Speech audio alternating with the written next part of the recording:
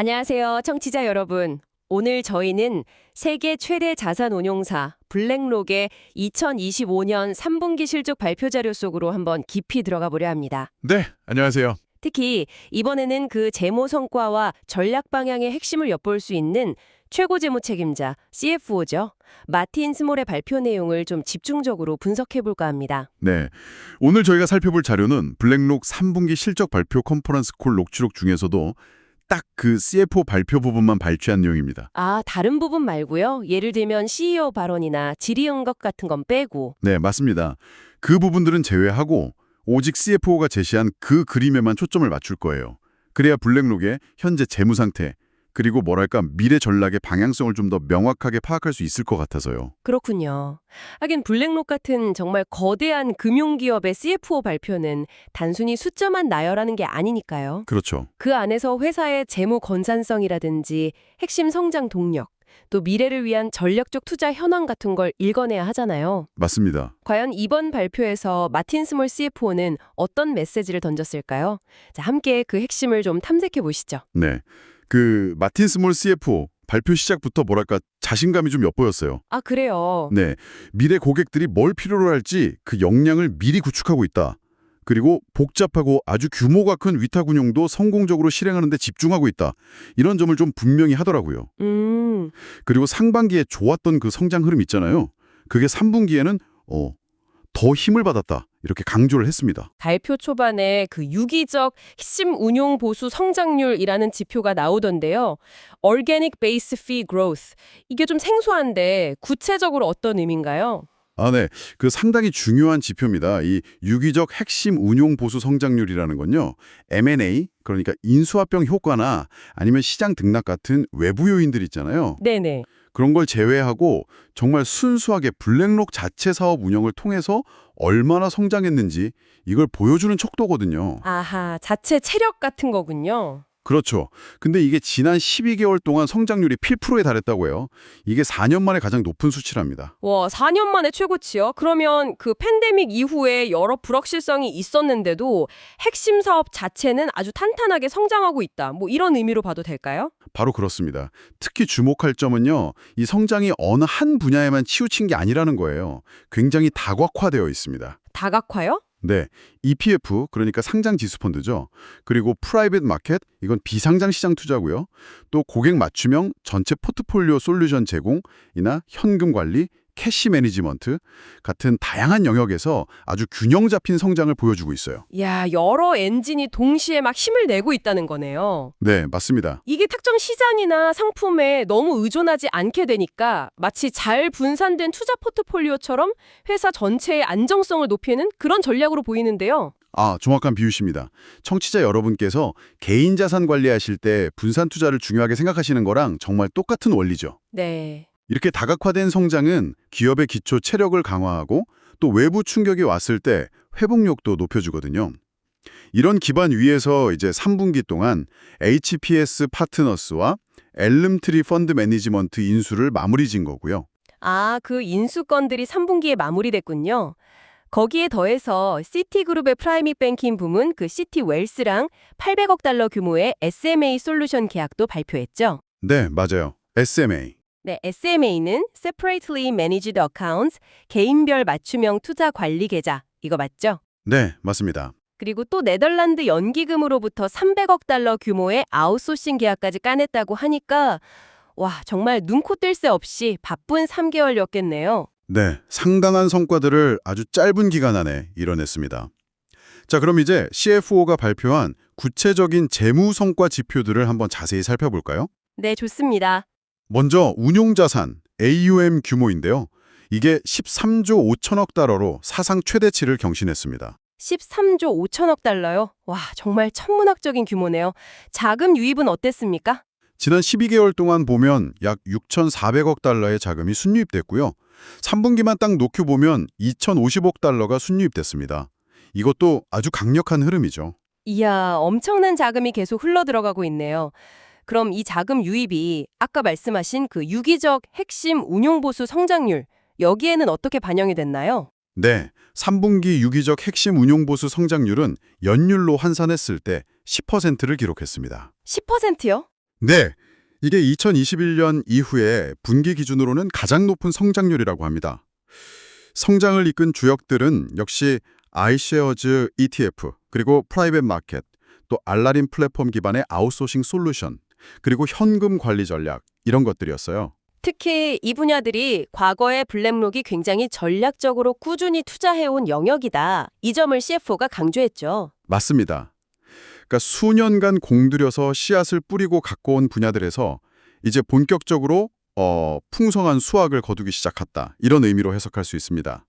단기적인 성과가 아니라 장기적인 투자가 이제 빛을 발하고 있다. 이걸 강조한 거죠. 그렇군요. 장기 투자의 결실이군요.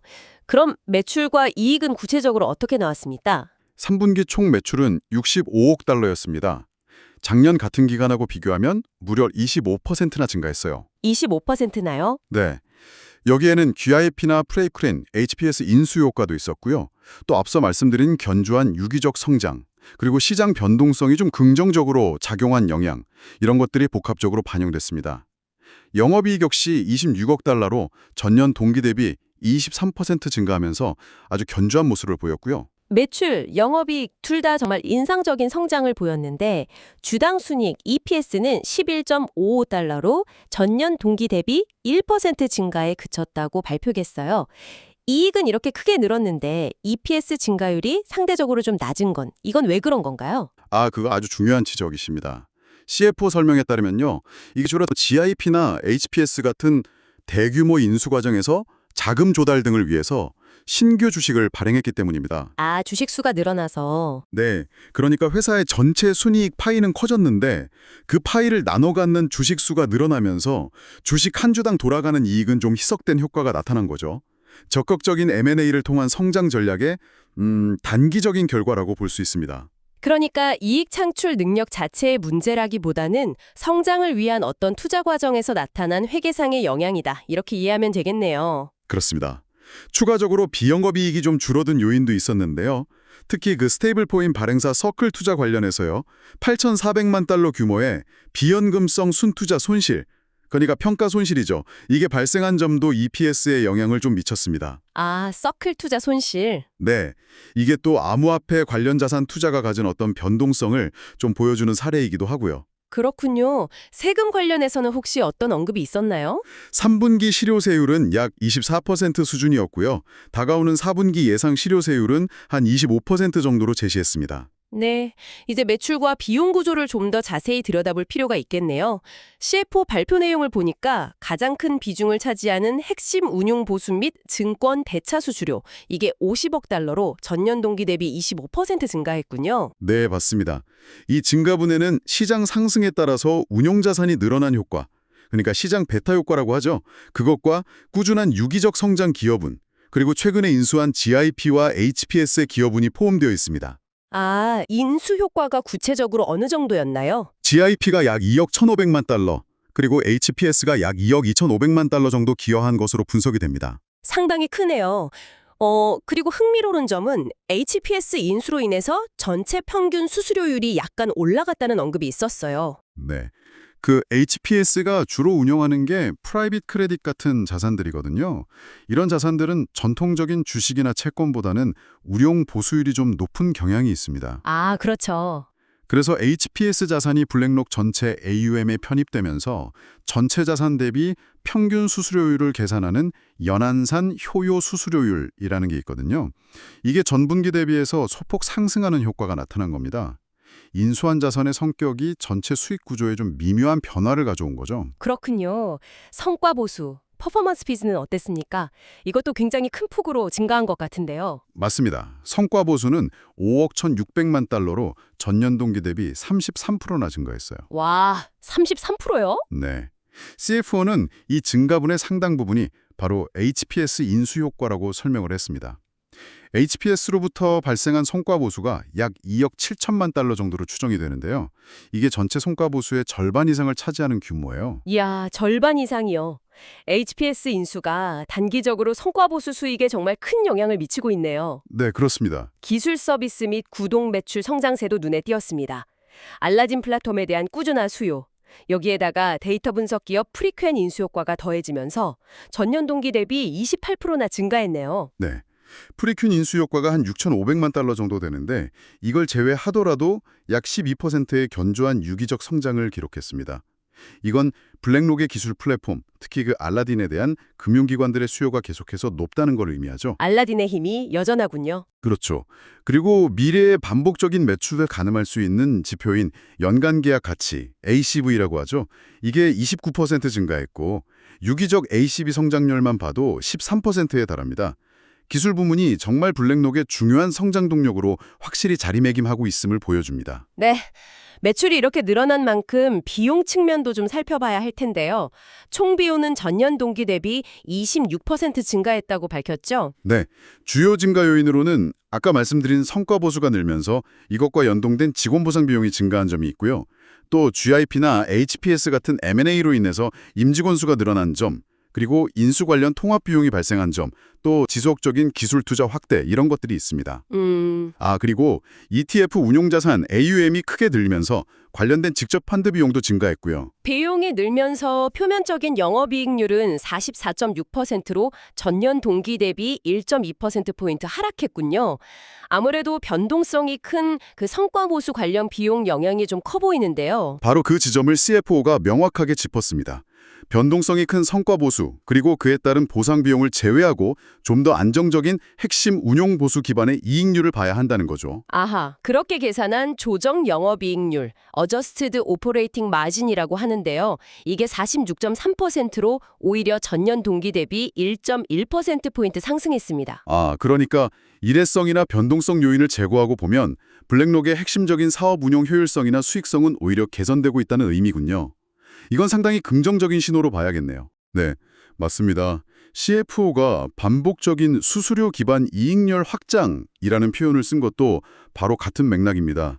장기적인 관점에서 회사의 기초 체력이 강해지고 있음을 보여주는 아주 중요한 지표죠. 네. 한편 핵심 일반 관리비 코어 G&A는 2025년 전체로 봤을 때 10%대 초반 정도 증가할 것으로 예상을 했는데 이건 주로 M&A로 인한 인력 통합 과정에서 발생하는 비용 때문이다 이렇게 설명을 했습니다. 알겠습니다. 다음으로 자본관리 전략과 실제 자금 흐름에 대해서 이야기 나눠보죠. CFO는 자본 배분 우선순위를 어떻게 설명했나요? 블랙록의 자본관리 원칙은 아주 명확하고 일관됩니다. 최우선순위는 사업 자체에 대한 투자예요. 사업 투자? 네, 전력적인 성장 기회를 포착하고 플랫폼을 확장하고 또 운영 효율성을 높이는데 자본을 우선적으로 사용합니다. 그리고 이렇게 사업에 투자하고 남은 현금은 주주에게 환원하는 것이 두 번째 우선순위고요. 배당금 지급이나 자사주 매입을 통해서죠. 실제로 3분기에도 3억 7,500만 달러 규모의 자사주를 매입했고 4분기에도 최소 같은 규모의 자사주 매입을 이어갈 계획이라고 밝혔으니까 꾸준하게 주주 환원 의지를 보여주고 있네요. 그렇습니다.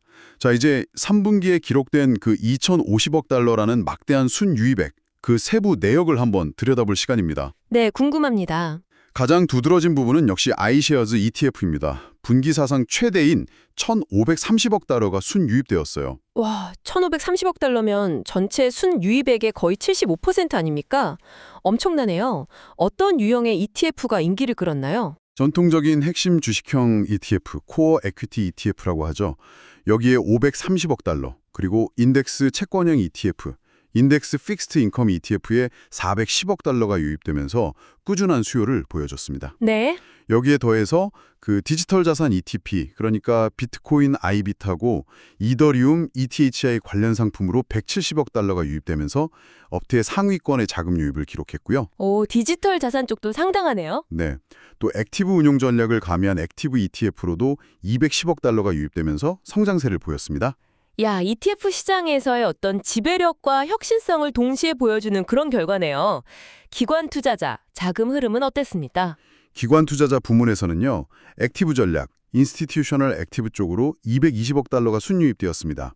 아까 말씀드린 네덜란드 연기금과의 300억 달러 규모 아웃소싱 계약 체결이 크게 기여를 했죠. 네, 그 계약건 다만 이 과정에서 약 150억 달러 규모의 자금이 블랙록 내부의 다른 전략, 그러니까 기관 인덱스, 인스티튜셔널 인덱스 전략으로 이동하는 내부 조정이 좀 있었습니다. 아, 내부 이동이요? 네, 이게 실제 외부 자금 유출입은 아니고 수익에도 큰 영향은 없지만 회계상으로는 기관 액티브 유입 효과를 일부 상쇄하고 기관 인덱스에서는 유출로 잡히게 되는 거죠.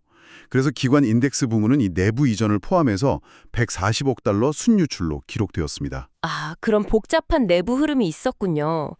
그럼 개인 투자자, 리테일 부문은 어땠나요? 리테일 부문에서는 100억 달러가 순유입되었습니다. 주로 액티브 채권 펀드나 유동성이 좀 낮은 자산에 투자하는 대체 투자 상품, 리퀴드 얼터너티브라고 하죠. 그리고 개인 맞춤형 포트폴리오 관리 서비스인 아페리오, 에페리오에 대한 수요가 꾸준했습니다. 프라이빗 마켓 쪽 인기도 여전했죠? 네, 프라이빗 마켓에서도 130억 달러가 순유입되면서 강세를 이어갔습니다. 특히 기업에 직접 대출해주는 프라이빗 크레딧, 그리고 다양한 대체 투자 전략을 조합하는 멀티 얼터너티브, 또 인프라 분야가 성장을 주도했습니다. 마지막으로 현금 관리, 캐시 매니지먼트 부문도 상당히 인상적이던데요? 그렇습니다. 단기 자금을 운용하는 현금 관리 플랫폼으로 340억 달러가 순유입되면서 이 플랫폼의 총 운용 자산 AUM이 1조 달러를 넘어섰습니다. 1조 달러요? 네, 최근 3년간 무려 45%나 성장한 결과입니다. 아까 잠깐 언급했던 서클의 준비금 관리 자금도 바로 이 플랫폼에서 운용되고 있는데 그 규모가 640억 달러에 달합니다. 와우. 이건 블랙록 플랫폼의 안정성과 효율성에 대해서 시장이 얼마나 높이 신뢰하는지를 보여주는 대목이라고 할 수 있겠습니다. ETF, 프라이빗 마켓, 기술 플랫폼, 현금 관리까지 정말 전방위적으로 자금이 몰려들고 있네요. 자, 이제 CFO 마틴 스몰이 발표를 어떻게 마무리했는지, 그리고 어떤 전망을 제시했는지 좀 정리해 볼까요? 네, CFO는 아주 자신감 있는 어조로 발표를 마무리했습니다. 최근 몇 년간 가장 강력한 유기적 핵심 운용 보수 성장을 달성했다. 그리고 전통적으로 실적이 강한 4분기를 지금 최상의 컨디션으로 맞이하고 있다. 이렇게 강조를 했고요. 자신감. 네, 고객과의 깊이 있는 파트너십 구축을 통해서 현재 실행 중인 전략이 시장을 선도하는 성장, 그리고 차변화된 운영 효율성 증대, 즉 오퍼레이팅 레버리지죠. 그리고 궁극적으로는 이익 증가와 기업 가치 상승, 멀티플 엑스펜션으로 이어질 것이라는 강한 기대를 표명했습니다. 밸류에이션 배수 확장, 그러니까 멀티플 익스펜션이라는 표현까지 직접 언급한 거는 단순히 이익만 늘리는 걸 넘어서 주가 상승 같은 주주 가치 제고에 대한 아주 적극적인 의지를 보여준 거다. 이렇게 해석해도 될까요? 정확합니다. 단순히 이번 분기 실적이 좋았다 이걸 넘어서서요. 지난 수년간의 전략적 투자가 이제 본격적인 성과로 나타나고 있고 이런 성장세가 앞으로도 계속될 거라는 자신감을 아주 강하게 내비친 겁니다. 블랙록이 구축한 성장 엔진이 미래에 더욱 강력하게 작동할 거다 이런 청사진을 제시했다고 평가할 수 있겠습니다. 자, 오늘 저희가 마틴 스몰 CFO의 발표 내용을 통해서 살펴본 블랙록 3분기 실적의 핵심 사항들 다시 한번 정리해 보겠습니다. 사상 최대 운용자산 AUM 경신했고요. 네. ETF, 프라이빗 마켓, 현금 관리 등을 중심으로 강력하고 다각화된 유기적 성장세를 확인했습니다. 그렇죠. 또 GIP, HPS 같은 대형 M&A의 성공적인 통합 효과가 이제 가시화되고 있고 변동성 요인을 제외한 핵심 사업의 수익성은 개선되는 추세이고요. 마지막으로 미래 성장에 대한 확고한 자신감과 긍정적인 전망을 제시했다. 이렇게 요약할 수 있겠네요. 네, 그렇습니다. 그런데 CFO는 GIP나 HPS 같은 거대 조직 인수가 성공적으로 진행 중이고 시너지를 내고 있다고 강조했잖아요. 네. 하지만 서로 다른 배경과 문화를 가진 조직들을 진짜 원 블랙록, 하나의 블랙록으로 완전히 융합시키는 건 사실 발표 내용 너머의 지속적인 과제일 겁니다. 그렇죠. 쉬운 일은 아니죠. 네. 특히 눈에 보이지 않는 어떤 문화적, 운영적 통합 과정에는 예상치 못한 어려움이 따를 수도 있거든요. 여기서 청취자 여러분께 한번 여쭤보고 싶습니다. 만약 여러분께서 블랙록의 이런 대규모 인수 후 통합 과정을 면밀히 지켜보신다면 발표되는 재무지표 외에 어떤 점들을 통해서 이 거대한 조직들이 진정으로 하나가 되어 시너지를 내고 있는지 가늠해 보시겠어요? 예를 들어 조직 문화의 변화라든지 아니면 핵심 인재 유지율 혹은 부서 간 협업이 얼마나 잘 이루어지는지 같은 이런 비재무적인 요소들 중에서 어떤 것을 가장 중요한 바로미터로 삼으시겠습니까? 아, 정말 생각해 볼 만한 질문이네요. 조직 통합의 성공 여부를 어떻게 측정할 것인가? 자, 오늘 저희와 함께 블랙록 CFO의 3분기 발표 내용을 이렇게 깊이 있게 들여다봐 주셔서 감사합니다. 네, 감사합니다. 세계 금융시장의 거인이 어떤 생각을 하고 있고 또 어디로 나아가고 있는지 이해하시는 데 조금이나마 도움이 되셨기를 바랍니다. 오늘 나눈 이야기들 잠시 곱씹어보는 시간을 가져보시는 것도 좋을 것 같습니다.